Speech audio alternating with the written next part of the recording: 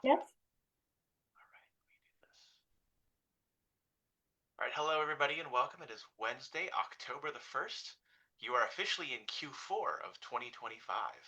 What are you going to do with the last 3 months of your life? Or rather, the last 3 months of 2025. Trying to sound clever there. Um, for many, it's the final 3 months of the year. It may be time to wind down, but that's not what we're doing here on Albert's List. We are just starting up. You are here for how to make values aligned career transitions. My name is Albert. I'm the founder of Albert's List. We're a job search, AI, and side hustle education organization helping you become the most resilient and indispensable professional that you can possibly be. Today, we're talking about how to make values aligned career transitions.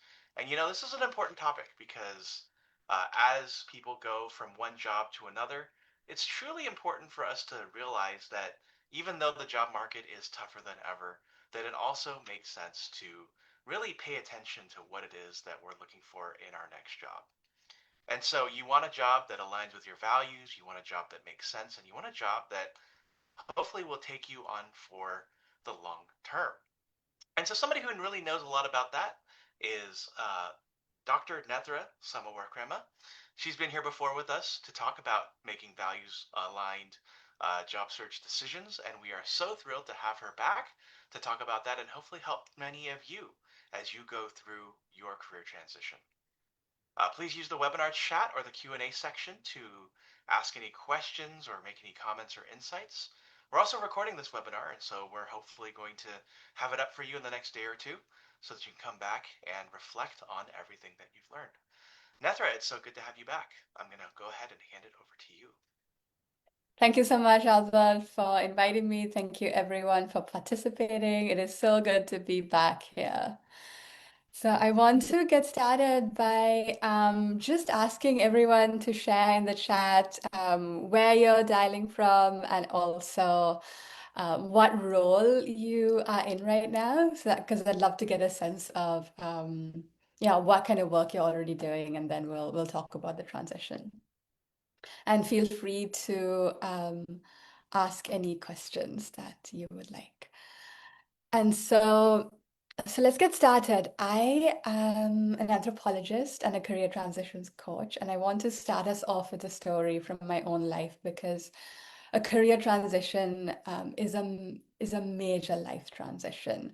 Sometimes it can mean changing jobs, but when it comes to finding values aligned work, it can really be a deep and powerful process of really aligning with who you are first and then creating a life that reflects those values that you have. And this can be a choppy process. So, and I know how scary and difficult and challenging it can be from the inside because I went through one myself. So I'll tell you a story of my own transition and I'll lead you into a process that I'm hoping will support you in your own transition. So I trained to be an anthropologist. I was on track to be a professor. I was doing a PhD at Stanford University. And I remember this distinct moment when something really clicked for me that I needed things to change. So I was at a conference in Denver. I had flown from California. I had prepared a presentation for weeks on end. And I remember being in this large conference hall with hundreds and hundreds of people milling about, all these well-dressed people who just looked stressed and hurried and just didn't really have time to even make eye contact. And I gave my presentation that I had prepared so much for. And I got a few responses, but there was just this sense of something felt really off. I felt disconnected from the thing that I loved to do. I felt disconnected from the people who were there. And most importantly, I felt disconnected from myself. And I remember looking at this crowd of people, and many of them were senior professors, for instance, who had gone further along the line. And they all looked just as unhappy as those of us who are starting out on the path of becoming a professor. And I just remember thinking, I don't want to be here. And that was a deeper question than I don't just want to be in this conference hall. I remember thinking, I'm working very hard for a future that I don't actually want. So this brought about a real sense of crisis for me because I'd poured myself into this work. And then some months later, I was back in the Bay Area. I was in San Francisco, and I was teaching a process called nonviolent communication that was really about helping people get clear on what their needs are. And I remember giving a different presentation in a very small, tiny workshop space in San Francisco, and the the feeling and the experience I had was completely different. I was engaged. Everyone was engaged. There was just this sense of community and connection. And I just remember this contrast, and I remember feeling like, this is it. This is what I want to do. And so I share these experiences because that was my pivot. Because not only did I feel a sense of disconnection from something that didn't work, I also was able to orient towards something that really felt like it brought me back home to who I am. And I embarked on this multi-year journey of leaving academic anthropology and becoming a coach. And now I've had just the deep joy of supporting so many people, mostly in tech, to make a change from careers that really don't give them the kind of meaning and purpose that they're looking for, to find work that's much more aligned with who they are. So I wanted to get started describing this process. Now, many people start a job search thinking about, okay, I'm unhappy in my work, or things are feeling kind of precarious, and I need to go out and start looking for work, or people have been laid off. And they start their search looking at what jobs are out there, and start thinking about, like, how can I fit myself into the job descriptions. And this can require some shape shifting. Now, the process that I'm going to introduce to you today, which is about aligning with your values, we're flipping that script, and we're starting by saying, how can I move from the inside out? What is within me that I want to bring out and find resonance in the world? So, so it's a real shift in mindset, and a shift in the approach. Now, before I go into the process, I just want to start off by talking about this experience that I encounter very frequently in coaching, which is an experience of alienation. And I'll just share some slides so that we can dive into it.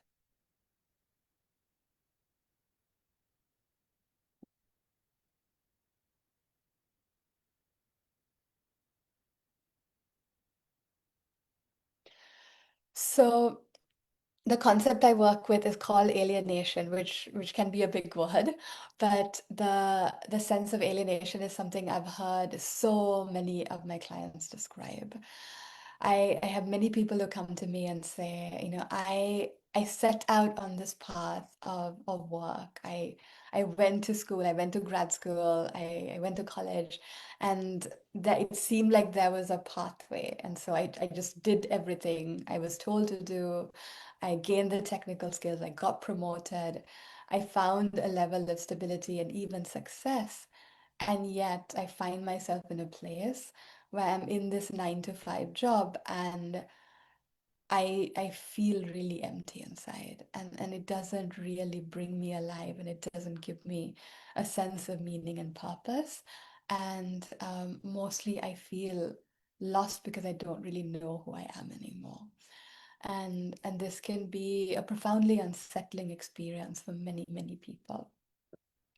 So I want to just walk us through this experience of alienation because I imagine that it might be familiar to some of you here, and then we'll talk about how to overcome that sense, or get on a path of overcoming that sense of alienation. So the best way I can think of to describe this process of alienation is to walk you through some New Yorker cartoons.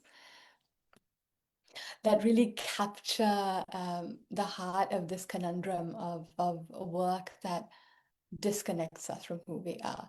So in this cartoon, you have a boss walking around and telling the worker, keep up the good work, whatever it is, whoever you are. So there's this profound sense of being a cog in a very large machine. And and many of my clients, for instance, say like, I show up at work or I'm working remotely and things just get assigned to me and I pour myself into it and the project is taken out or it's changed by my managers and at the last minute something that I prepared very hard for doesn't go through and then something new comes up and I'm doing the same thing again and it's not work that really comes from inside me. It's not something that expresses who I really am and the things I value and the things I'm excited about. Someone else is choosing the work and someone else is telling me what to do. And I don't really have a sense of autonomy or freedom or agency. And this cartoon has a man saying that a 4-day work week means a 3-day finish things up on a weekend. And it actually ends up being a 7-day work week. And I think that a lot of clients I work with also talk about the sense that there's no end to the work, that you can just, it just seems like there's a sense that, okay, if I'm more productive, if I give more of myself, if I spend time, working at night or weekends, maybe I'll get to this place.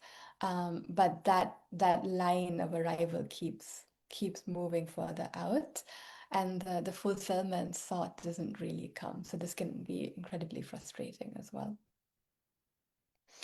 And another thing that I found working with people who are in leadership positions is really captured by this particular cartoon, which says that at this point in your career, your only possible promotion is to management, where you'll stop doing the work you love and use the skills that you don't have and that we don't teach. I find that many of the engineers I work with who've been promoted suddenly find themselves in leadership positions, for instance, and are managing people, and the technical skills that they came with are not getting used as much. And they find themselves having to do things like lay people off. And it's just really disconcerting. And again, moving up the ranks, even getting to the C-suite sometimes, doesn't actually bring a sense of happiness. And people say that there is this sense of feeling lost and this sense of emptiness that can come from it.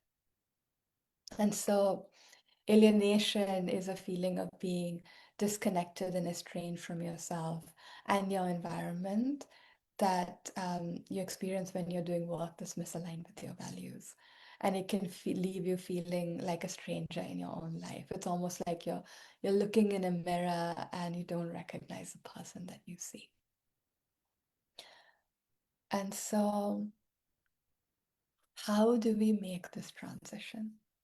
How do we create something different to um, to this sense of misalignment?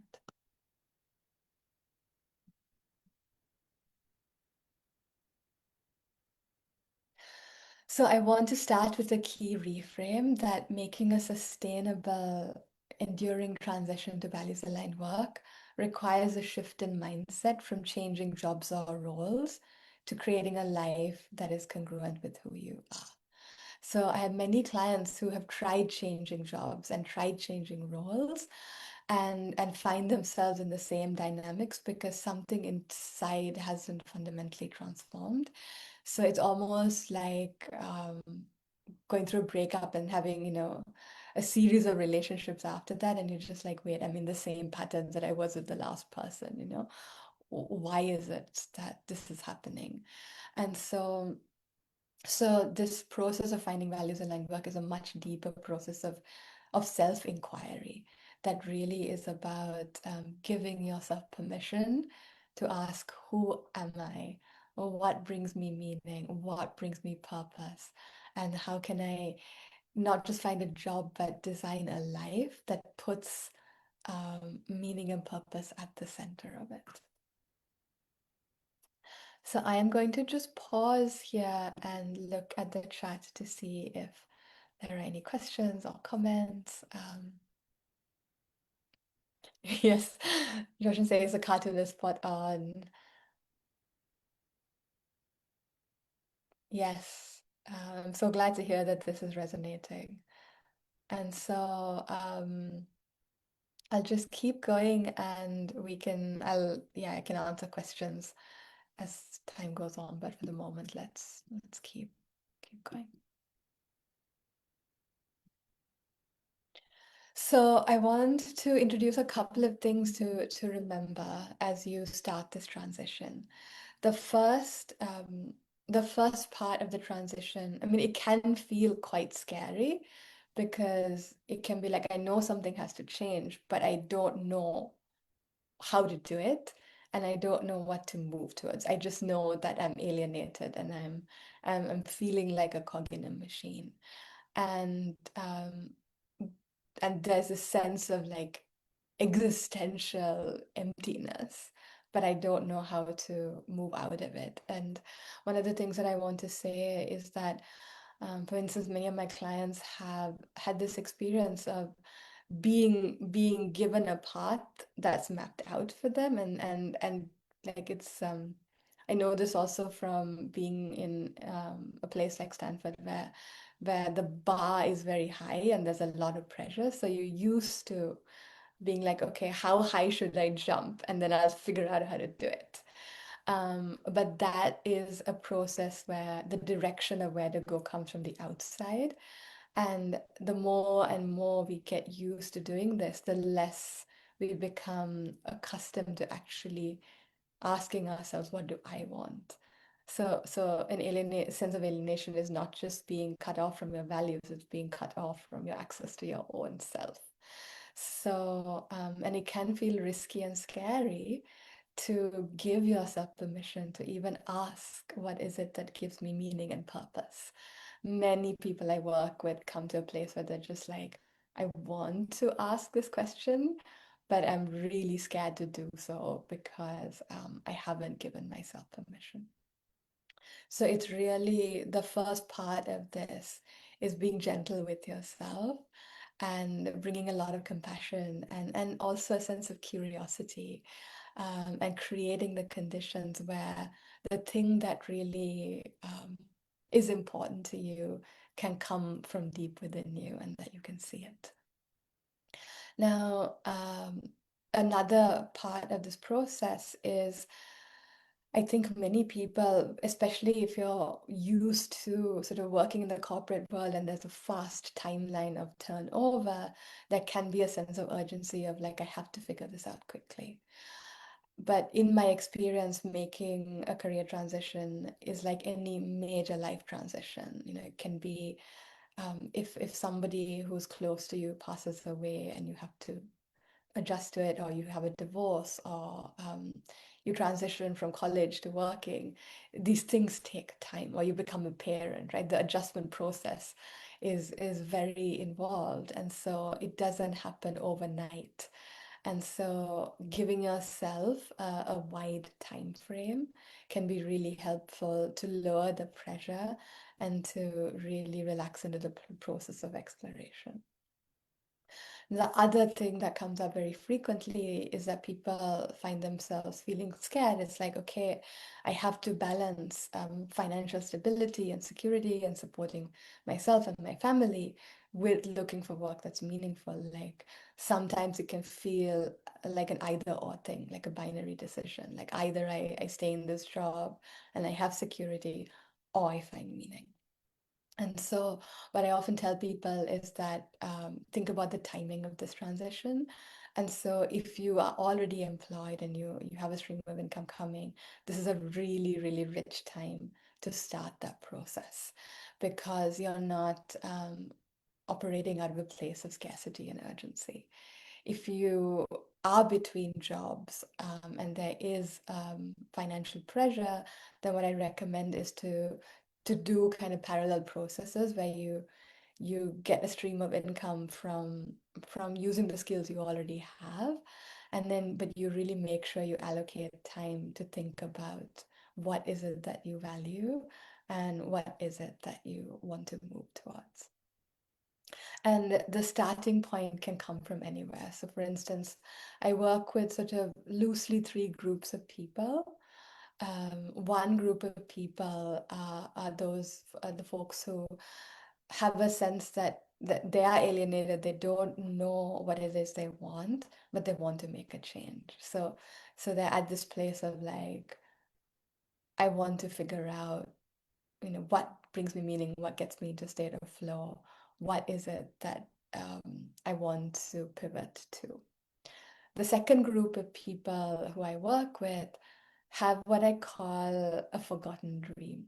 So these might be people who have a creative process that they love. There might be people who are artists, or a number of my clients describe themselves as humanities majors who left the humanities for tech, or social scientists who ended up working in tech. And there's this sense of like, I actually know there's something that lit me up, but I put that dream aside in order to find something that is stable and secure. And so there's like a real yearning to see if that lost dream can be brought back.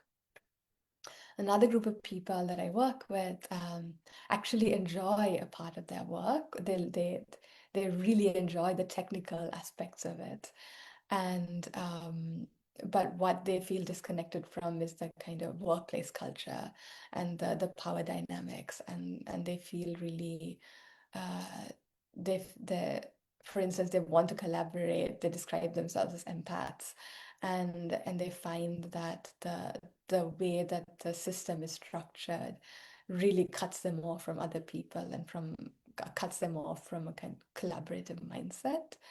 And because of that, they're just unhappy in their roles. And so the starting point can come from many different places, but really the process really brings you back to yourself. And then you can think about,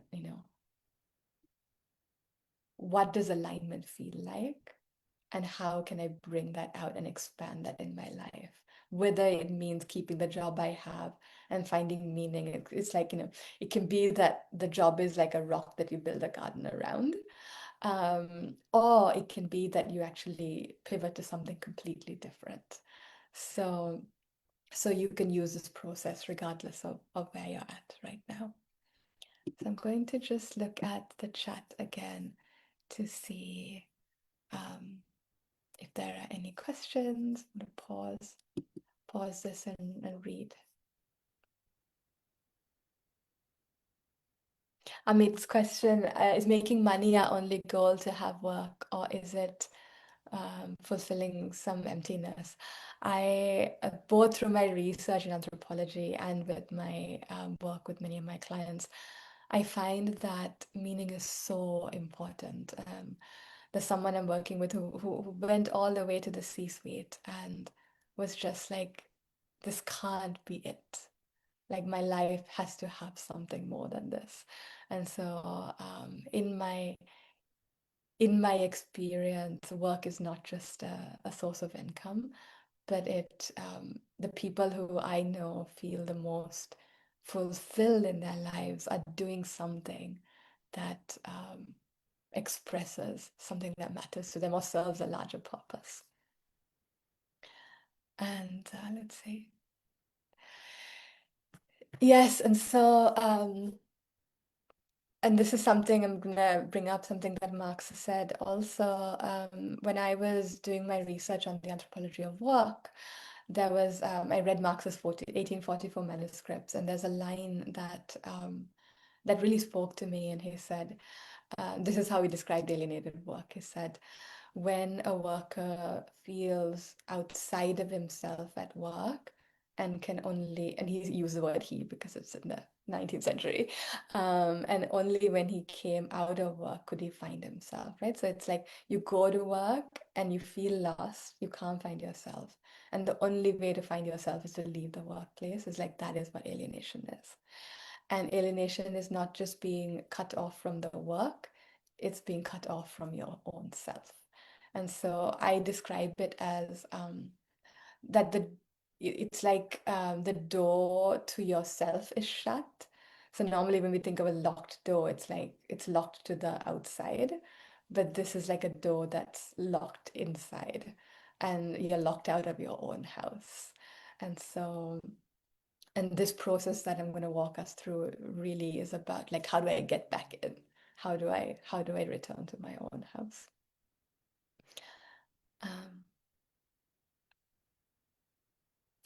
And Melissa says, as an autistic person with experience under my belt, I'm at the point of trying to negotiate the balance of values alignment, being genuine and authentic at work, um, and having to get along just for survival and be able to make my bills. Thank you so much for naming that.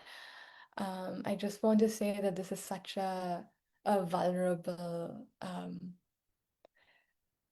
it's such a vulnerable experience in terms of just balancing these needs, right? For survival on one hand, for belonging on the other, and for values alignment. And there's so much I can say about this, but for the moment, I just want to say that carving out space and time for you to first recognize yourself and what matters to you, and find the people who recognize you for who you really are, without you having to change, and then expanding that into your work could be one way of navigating this.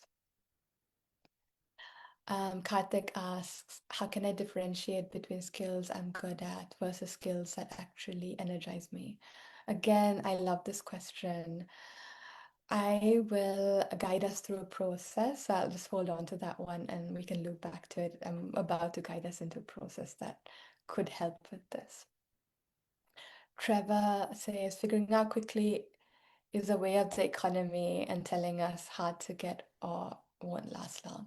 So I talk about what I call the temporality of transformation. Um, we are so acclimatized to thinking that things have to change quickly, but I use the framework of design thinking, for instance.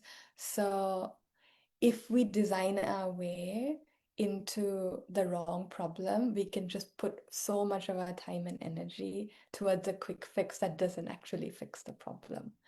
So it's really important to actually take a step back and think about a much longer time horizon of transformation.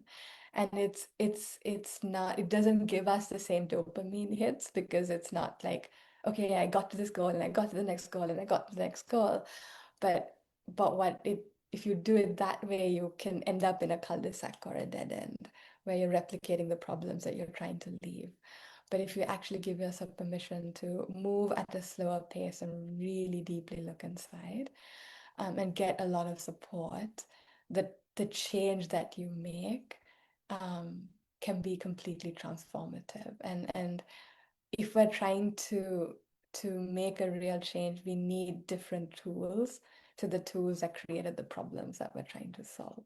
So I'm really appreciative that you named this.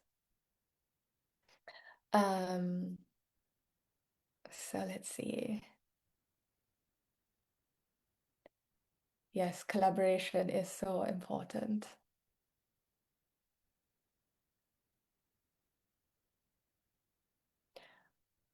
Right, I know. Thank you for naming the chicken and egg problem. And I'll loop back to this in the towards the end of the presentation. So thank you so much for all your questions and your comments. And we'll keep talking.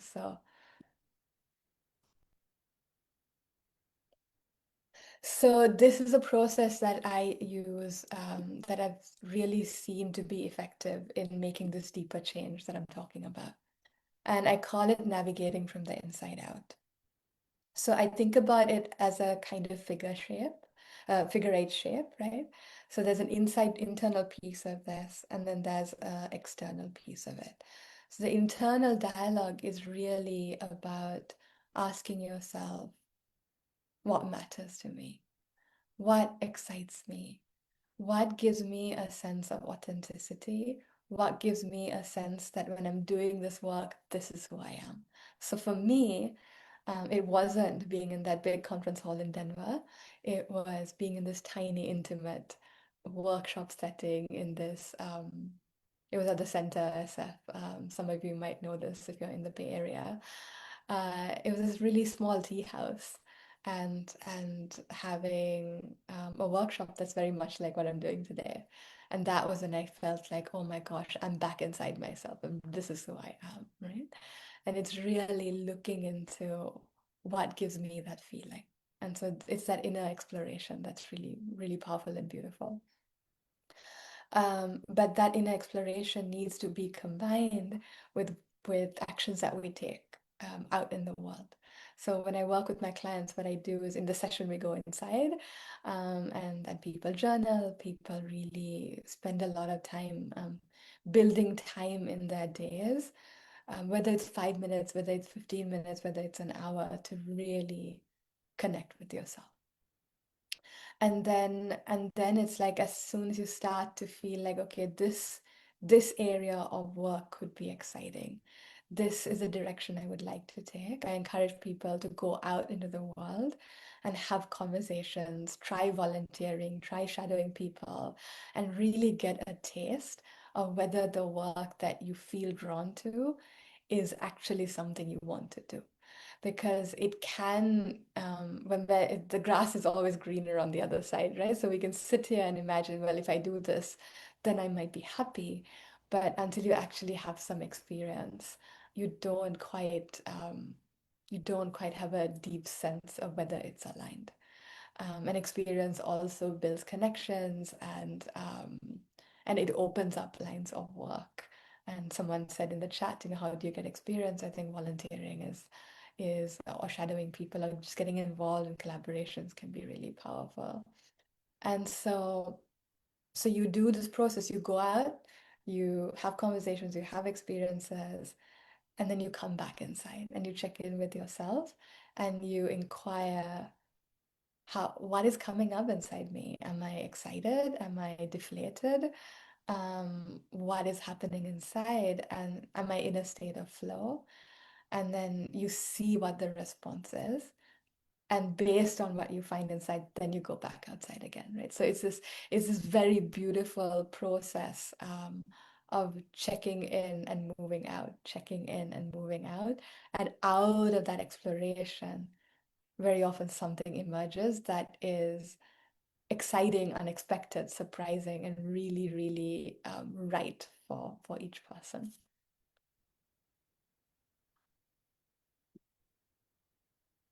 So I want to give us a little taste of this. I'd like to ask you all to try this out for yourself. The first part of it, the internal part of it. So I'll just guide you into thinking about this. Feel free to journal or even just close your eyes and just explore inside yourself as I ask the question. So I'd like you all to think of a time when you felt connected to yourself and your values while working. And it could be something that happened in your current role, or it could be something in the past, something completely unrelated to work. But you could even close your eyes and just sense, is there something that I remember doing where I felt really absorbed and I felt enlivened and I felt like I'm not worried about what other people think of me. I'm not worried about even the outcome. It could be something that was like technically challenging or complicated or difficult, but I was pulled in and absorbed. So take a minute to think about that.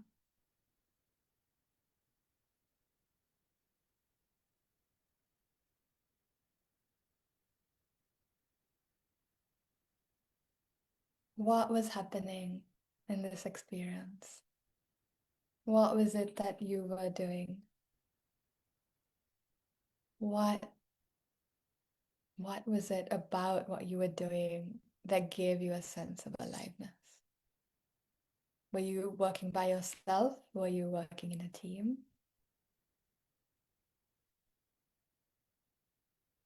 And now think of a time when you felt disconnected from yourself and your values at work.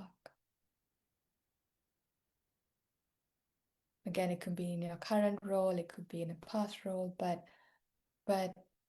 when you did write about or think about a time when that sense of emptiness or alienation happened, what was going on? What was going on inside? What was going on in the collaborative space, in the workplace, in relation to other people?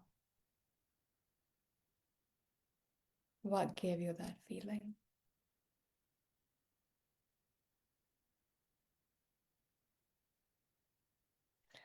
Now I'd like you to think about what was the difference between these two experiences.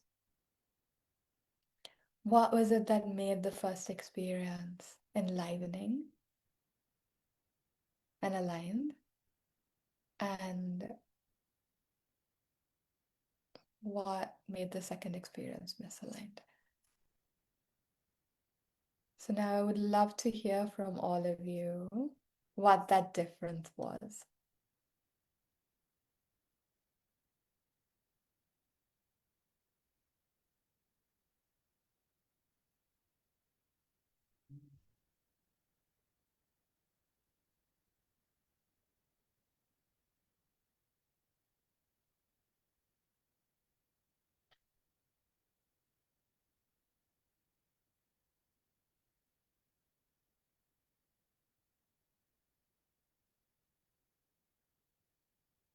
So Anu says working in a team in both cases, but the people around me and the work I was doing was the difference. Yes. And Anu, if you're willing to share, what was it um, about the people around you that gave you a different experience? Diana says volunteer work. I'm 200% in my element with the marine mammal husbandry crew. Professional work, a very hectic role in IT operations. Disconnected from the toxicity of the corporate environment.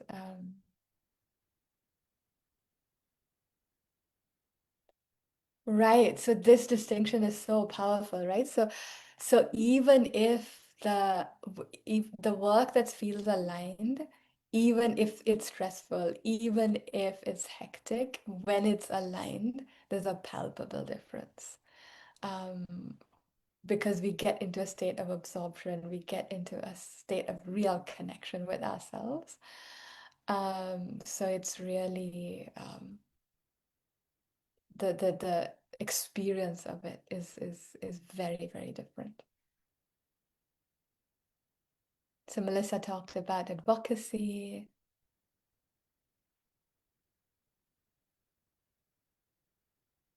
right?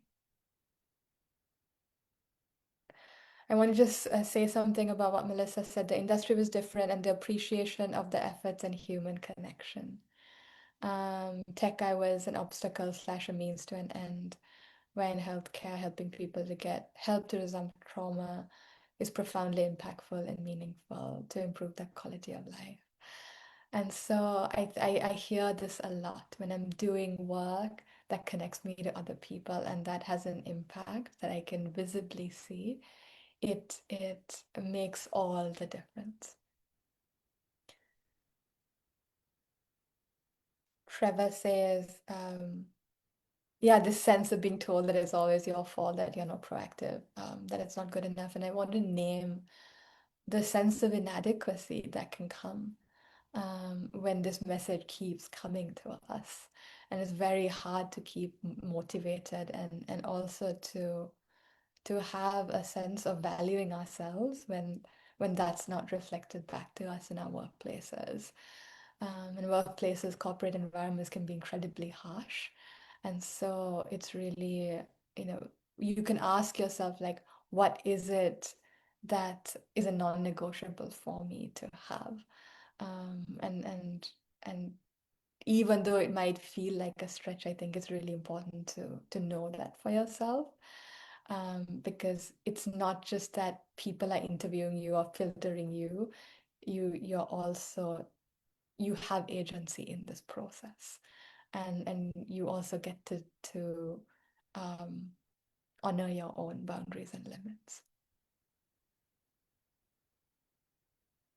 Jackie says, if there's a difference between exploring a problem space to come up with a new shared perspective versus creating messaging that fits someone else's vision. So yeah, it's again, it sounds like this process of exploration, and you're working towards something that has discovery and that brings new insights and perspectives, and opens something up. Um, so these are flavors, right, of unalienated work. I'll read the last thing that Anu said. Connection with people you work with is very important. I felt that I enjoy my work when I know I'm making an impact and not meaninglessly creating products without knowing how people are using them or the impact that's made. So thank you for these really, really wonderful responses. And I just want to go to the next level. So that was a taste of the inside part of the work, right? Really connecting to what is it that matters to me, what gets me in flow, what aligns me with myself. And then the second part of this process is the outside process. And so what I suggest people do at the beginning, so I work with people, for a 6 to 12 month process at least. And the outside part of the work is really experimenting with multiple pathways. Because if you start off on a path and you put all your eggs in one basket, someone said that they tried volunteering and got demoralized. Um, if you start off and you get discouraged, you might pull back and stop looking. So design thinking really helps with this because you kind of create excess before narrowing down, so that you have a lot of options to choose from that you may not have thought of before. And so I ask people to experiment with multiple paths. So for instance, one path might be, if I stay in this industry, is there some part of my work that I actually enjoy? And can I find a role that centers that? Or if connection and collaboration is something that's valued, can I find a different team that really values collaborative work?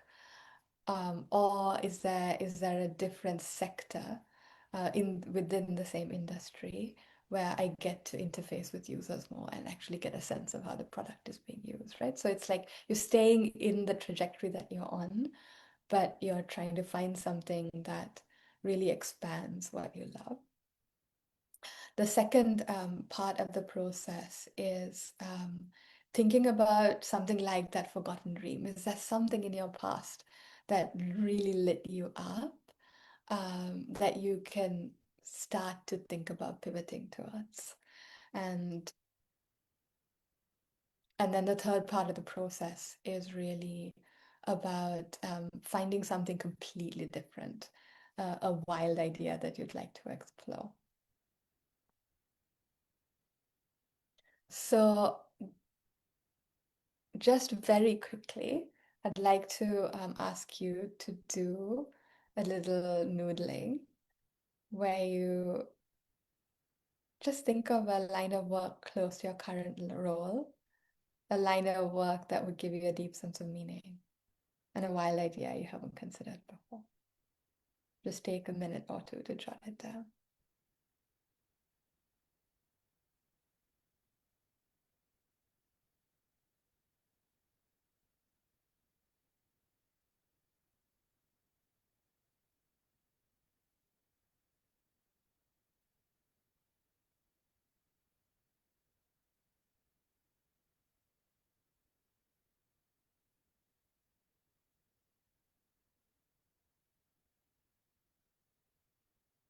You can think of it as a forgotten dream, or an impossible dream, or something that feels hard to imagine.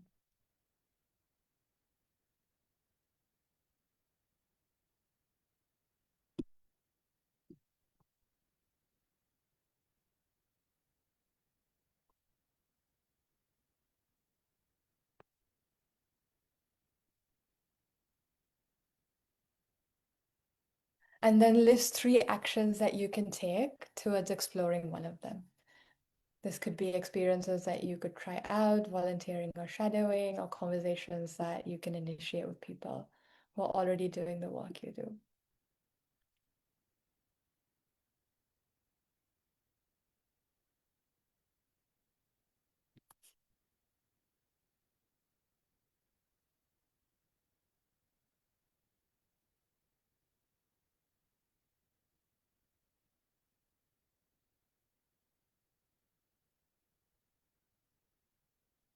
And Jackie, I see your question. I'll loop back to it in a second. I really love the question. So we're getting close to time, and I just want to talk about, just share a story from one of my former clients to give you a sense of how this can play out. As someone I worked with who was an engineer, who was in a big corporation that she really, really felt disconnected from.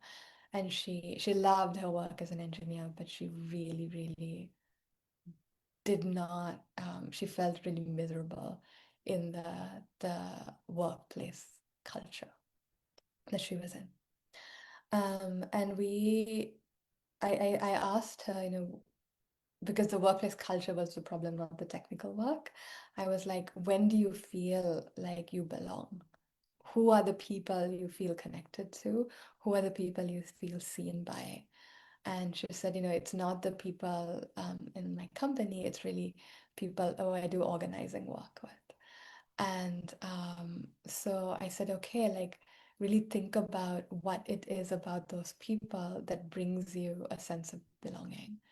And she's like, yeah, but I don't think I can find this in a workplace. But she started interviewing. She did this multiple pathways process. She started interviewing, and as she interviewed, I told her, don't just focus on impressing the people, right, that you're interviewing with. That's not the point of it by itself. It's asking yourself every time you have a conversation, how do I feel? Am I received in the way I want to be received? Am I treated with the dignity I want to be treated with?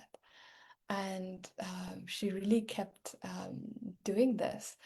And then she finally ended up having a conversation with a nonprofit that was building a platform and was looking for an engineer. And the nonprofit was very aligned with her politics. And she came out of that interview saying, oh my goodness, like these are the people who are my people. And there were lots of complications about the what they were offering. It didn't quite match up with what she was wanting. But she was so excited by the prospect of really finding something that was truly aligned. It was her promise to herself that she would do this, that she ended up saying, it's almost right, but it's not quite what I want. And she was ready to walk away when the director of the organization came back and said, there's something about you that's so aligned with who we are that I'll make an exception for you. And they were able to come up with something that worked for her and for the organization, and she got the job and she stayed there.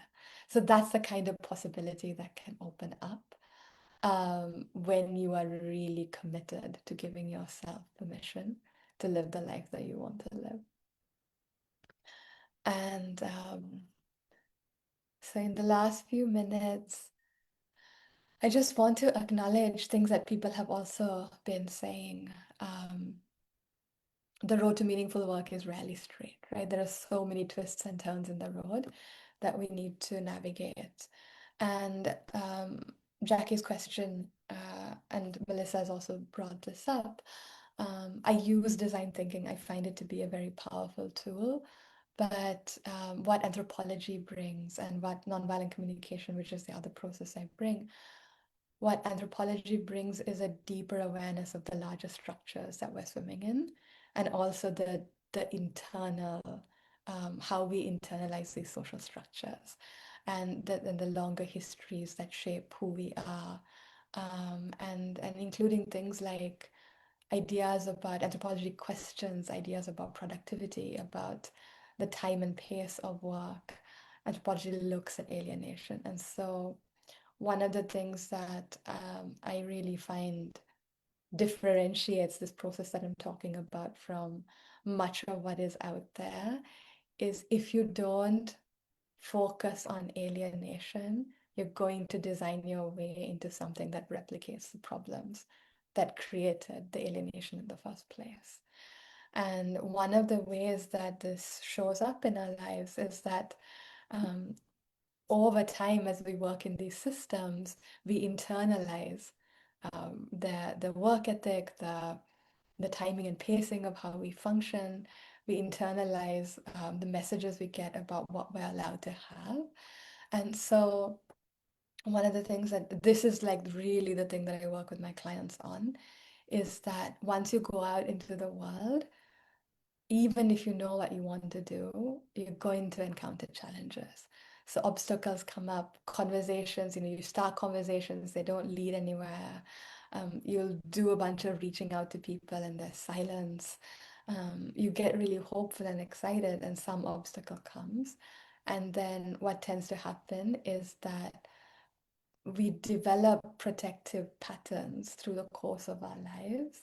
We get triggered, and we start to shut down. So for some people, the protective pattern might be that you go into avoidance or procrastination, or you really like the first sign of failure, you shut down and you stop and you go back to what you were doing. But that keeps us from moving towards the life that we want to live. So a lot of the work I do is really helping people also see what is it that emerges from within me that I need to very gently look at and slowly and compassionately start to shift so that when the challenges come, I respond in a very different way to how I would have responded before. So some people go into avoidance, other people will work hard towards like almost to the point of burnout, and they don't give themselves permission to slow down. Um, and to rest and really to like one of my clients, for instance, was like, I have an internal workhorse. You dial it up and you wind it up and it goes, I can do that. But the thing that I'm really struggling with is actually taking time to to go inside. And so it's that kind of thing that something that the processes of anthropology and nonviolent communication, it really it turns the lens back inside in a very deep and profound way.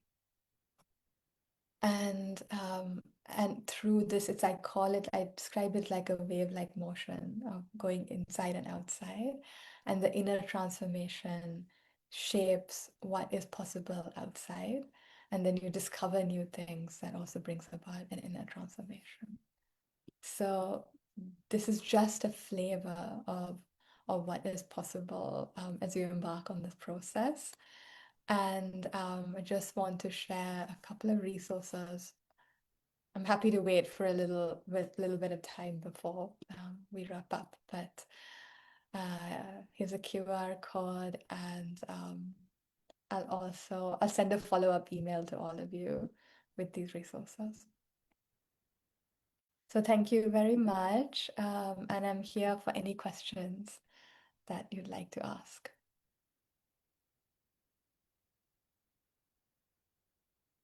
You can also find me here and write to me.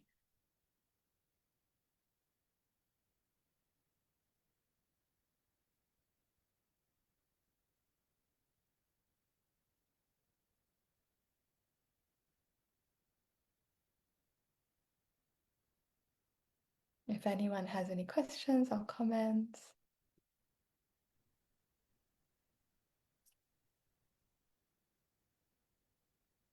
Thank you, Josh.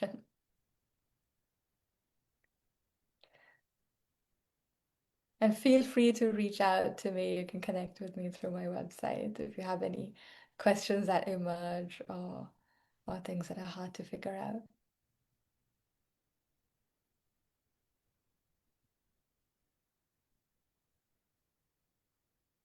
Thank you, Diana.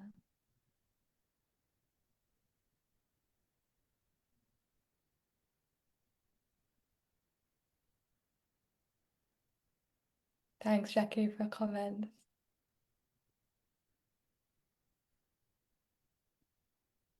It's such a powerful thing that you pointed out. Yes.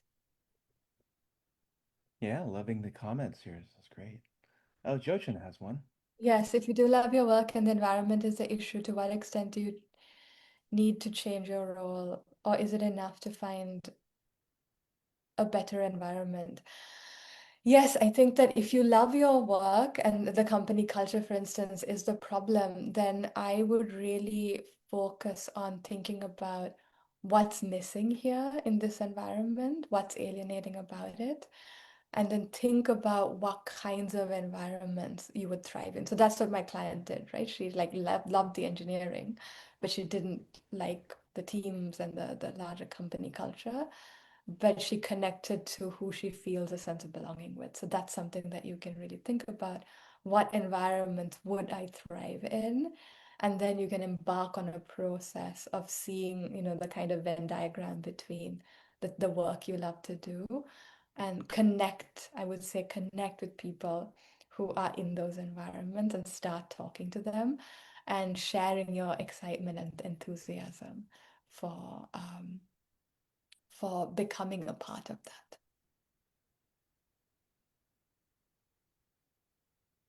Excellent.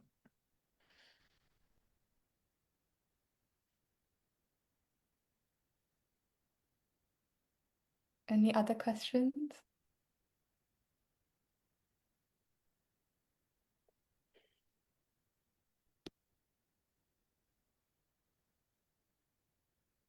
All right. Okay.